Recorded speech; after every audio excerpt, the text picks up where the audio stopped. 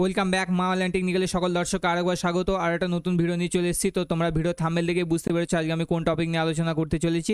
তো ভিডিওটাকে স্কিপ করবে না, লাস্ট পর্যন্ত দেখতে থাকো, অনেক হেল্পফুল হবে। আর যদি ভিডিওটি ভালো লাগে আমার চ্যানেলটা অবশ্যই সাবস্ক্রাইব করবে এবং পাশে রাখা বেল আইকনটি প্রেস করবে সবার আগে নতুন নতুন নোটিফিকেশন পাওয়ার জন্য।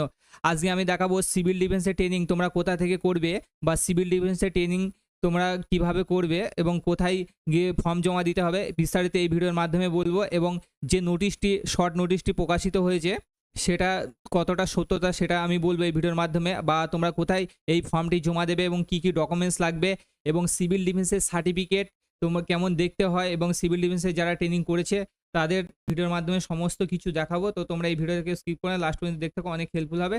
তো চলো আজকে আমি দেখে নিই যে নোটিশটি প্রকাশিত হয়েছে সিভিল ডিফেন্সের, সেটা আমি তোমাদের দেখাবো।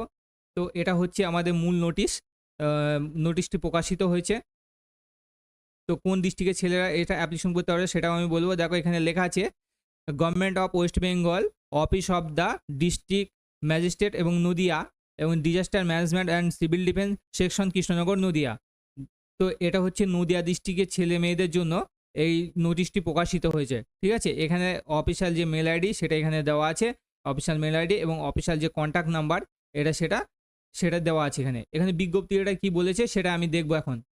এখানে দেখো দেখা যাচ্ছে এত দ্বারা জানানো যাইতেছে যে আগামী 26/7/2024 তারিখ থেকে, ডেটটা একটু ফলো করো, এখানে 26/7/2024 তারিখ থেকে 9/8/2024 তারিখ পর্যন্ত, মানে জুলাই মাসের 26 তারিখ থেকে এবং আগস্ট মাসের 9 তারিখ পর্যন্ত এই ফর্মটি জমা দিতে পারবে।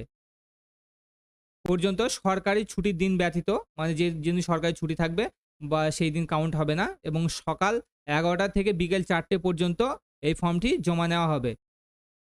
এবং নদিয়া জেলা শাসক বিপর্যয় ব্যবস্থাপনা অসামরিক প্রতিরক্ষা দপ্তরের ঘরে, এখানে কোথায় জমা দেবে সে ঘর নম্বরটা বা রুম নম্বরটা এখানে দিয়ে দিচ্ছে, 407 নম্বর রুমে এইটা জমা নেওয়া হবে। ঠিক আছে, তো তোমাদের ডেটটা প্রথম ফলো করতে হবে যে 26/7/2024 তারিখ থেকে 9/8 লাস্ট ডেট। এখানে যে লাস্ট ডেটটা সেটা হচ্ছে 9/8/2024 তারিখ পর্যন্ত।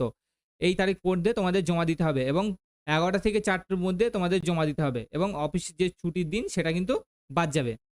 তারপরে এখানে কি লেখা আছে দেখো, এখানে সিভিল ডিফেন্স ফাউন্ডেশন কোর্স, এই কোর্সটার যে নাম সেই নামটা এখানে দেওয়া আছে, সিভিল ডিফেন্স ফাউন্ডেশন কোর্স। সব কোর্সের একটা করে নাম থাকে, তো এটা হচ্ছে সিভিল ডিফেন্স ফাউন্ডেশন কোর্স, সের জন্য আবেদনপত্র জমা নিচ্ছে।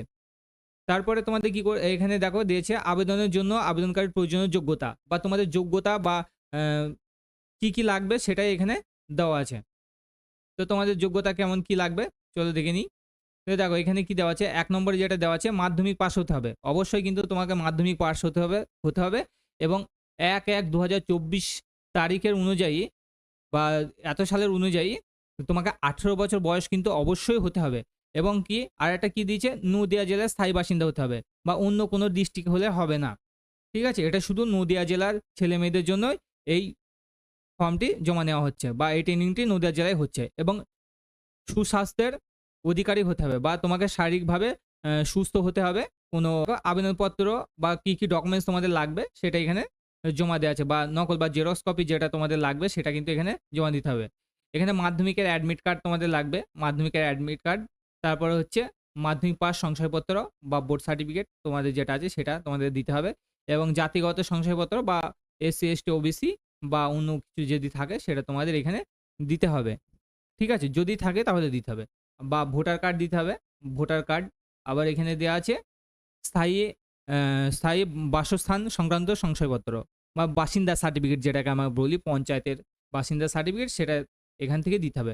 উচ্চ শিক্ষা সংক্রান্ত শংসাপত্র যা থাকবে তোমাদের, BA পাস MA পাস যা থাকবে সেটা তোমরা এখানে দিতে হবে। তারপরে 7 নম্বর কমেন্ট একটু ভালো করে লক্ষ্য করো, এখানে কি দিতে হবে, প্রথম শ্রেণীর ম্যাজিস্ট্রেট দ্বারা হলফনামা বা ফর্ম এ। এই ফর্ম এটা কোথায় পাবে, এই প্রথম শ্রেণীর ম্যাজিস্ট্রেট দ্বারা হলফনামা করা ফর্ম এ ফরম্যাট। এই ফরম্যাটটা কোথায় পাবে, এই ফরম্যাটটা তোমরা পাবে ওই 407 নম্বর রুমে। এখানে যে 407 নম্বর রুমের উল্লেখ করে দেওয়া আছে, দেখো এখানে দেওয়া আছে এখানে আবেদনপত্র এবং ফরম্যাট এ নদিয়া জেলা শাসকের বিপর্যয় ব্যবস্থাপনা এবং অসামরিক প্রতিরক্ষা দপ্তরের 407 নম্বর রুমে থেকে পাওয়া যাবে। এই ফরম্যাটে 407 নম্বর রুমে তোমরা যাবে, ওখানে পাওয়া যায়। এছাড়া সমষ্টি উন্নয়ন আধিকারিক ও মহকুমা শাসকের করণ হইতে পাওয়া যাইবে। ঠিক আছে? তো ফরম্যাটটা কোথায় পাবে সেটা তোমাদের বলা হলো। তো এরপরে আমি যেটা দেখাবো, সিভিল ডিফেন্স সার্টিফিকেট কেমন দেখতে হয়। তা সিভিল ডিফেন্স সার্টিফিকেটে অনেকজনের মনে কৌতূহল থাকে কি ব্যাপার বা সিভিল ডিফেন্সের সার্টিফিকেটটা কেমন দেখতে হয় সেটা অনেকেরই অজানা আছে। তো আমি সিভিল ডিফেন্স ট্রেনিং করেছি একসময়, তো সেটা আমি তোমাদেরকে দেখাবো। তো তোমরা দেখতে থাকো, আর যদি ভিডিওটা ভালো লাগে অবশ্যই লাইক কমেন্ট করবে।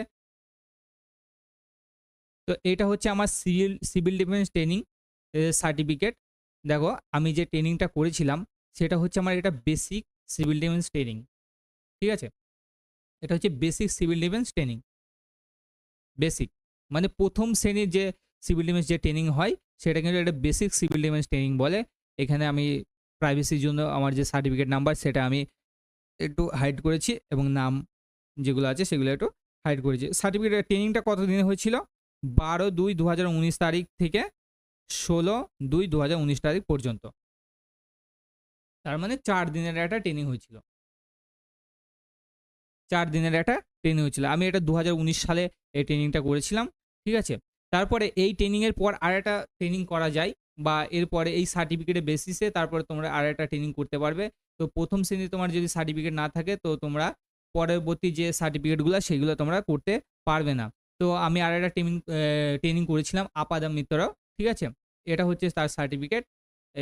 এটাও একটা 12 দিনের ট্রেনিং ছিল। এটা একটা 12 দিনের ট্রেনিং ছিল।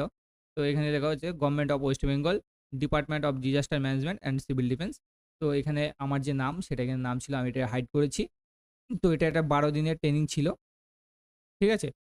আর এই ট্রেনিংয়ের একটা নাম ছিল, সেটা হচ্ছে এই তো আপাদমিত্রা। ঠিক আছে? স্কিম। এটা ডেটটা দেওয়া আছে কত দিনের ট্রেনিং ছিল। 7/12/2022 থেকে 18/12/2022 পর্যন্ত। তো এই হচ্ছে সার্টিফিকেট। তো এই একটা খুব একটা ভালো নোটিশ, বা নদিয়া জেলার ছেলেমেয়েদের জন্য খুব একটা তো নদিয়া জেলার ছেলেমেয়েদের জন্য একটা একদম সুখবর। তো তোমরা এই ট্রেনিংটা করে নাও। বা আমি লাস্টের যে 7 নাম্বার যে পয়েন্টটা, এটা নিয়ে আরেকবার আলোচনা করছি, যে প্রথম শ্রেণীর ম্যাজিস্ট্রেট দ্বারা হলফনামা করা ফরম্যাটে, এই যে ফর্মটা 407 নম্বর রুমে পাওয়া যাবে।